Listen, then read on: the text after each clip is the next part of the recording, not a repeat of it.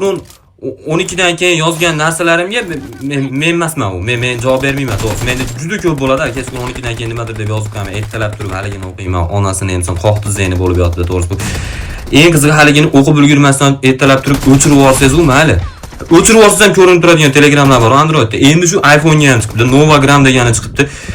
O'chirib yuborsangiz ham ko'rinib turar ekanda. Endi qo'shimcha yaxshi funksiyalari bor ekan. Misol, mashinalarda umriga zomin bo'ladigan funksiyalari bor ekan. Haligi APK fayl tashlab olmaydigan qilib qo'ysangiz bo'lar ekan. Chet el nomerdan yoza olmaydigan qilib qo'ysangiz bo'lar ekan. Keyin haligi ovozidan uyatib голосовойdan o'rniga ko'p narsa yozaveradiganlar bor. Ovoz ham qanaqa haligi qaysidir qo'shiqda aytib ko'rsa, uni siz eshitib qolsangiz, muzikaga bo'lgan qiziqishingiz tushib ketadi. Xuddi shunaqalarga голосовой holatda yozib, tekst holatda jo'natsa bo'ladigan funksiyalari bor ekan. Chet el tilda yozsa, avtomatik perevod bo'lar ekan. Har bir chatga parol qo'ysa bo'lar ekan. Bunda nima plyusi bor? Haligi Узкий kruг gruppasi bor, 3 kishi bor. To'rtinchi odam ko'rib qolsa, haligi 3 kishi qamalib ketishga to'g'ri keladigan gruppa. Shunga alohida parol qo'ysa bo'lar ekan